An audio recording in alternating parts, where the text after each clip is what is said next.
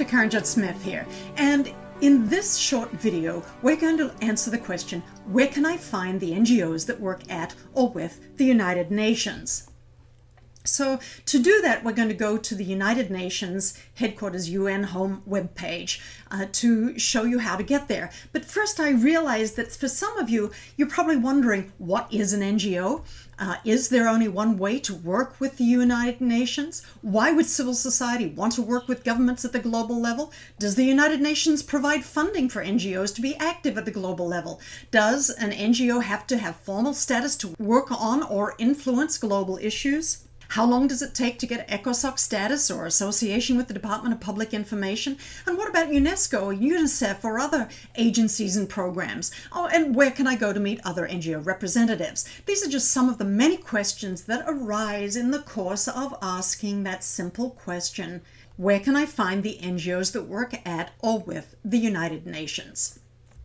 Well, in this video, we're going to just keep it very simple and very focused on how to find those NGOs that already have some kind of formal consultative status with the United Nations. So let's go on over there.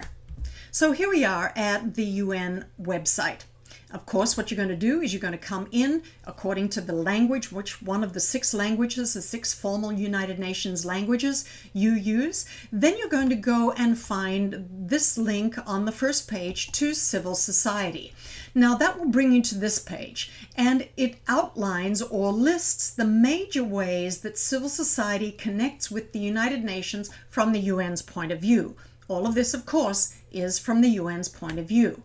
Now, here you have a lot of NGOs that are in association with the Department of Public Information, and you can go and find some information here through this portal.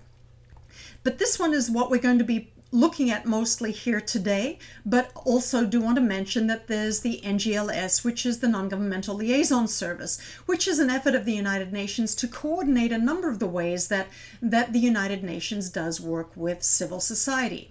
Now, just an aside here, and again, you can find out more about the United Nations as a whole, but because the United Nations is a very complex organization, and it has a number of organs and many agencies, commissions, and offices.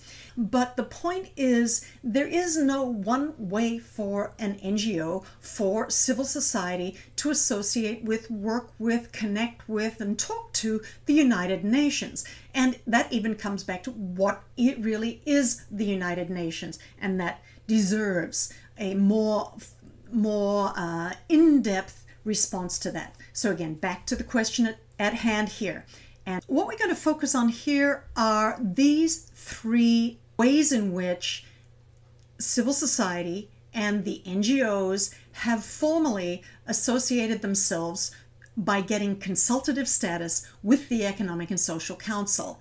Now, there are 3 main rankings, you could say, and that's general, special, and roster status. And you can see over here that the smallest group is that of general, and they're the ones who have, in a sense, the highest status of NGOs. And what that means is they have more opportunity to interact and at more in-depth levels with the Economic and Social Council. As you can see, the largest grouping is that of special, and at the moment there are 2,211 in that category. And then there is roster status, which is a little bit more like an observer status of those NGOs in consultative status with the Economic and Social Council. But this specifically is the place where you can go and find the specific NGOs that have these various kinds of status with the Economic and Social Council. And so you can find them, they're listed here. You can go in and do searches to find those that have you can go into the database, you can go into the advanced search here, and you can differentiate and find the kind of organizations and that you are perhaps more interested in. There might be women's issues, it might be crime and drugs, it could be a regional interest. And so you can do that advanced search and find them out there.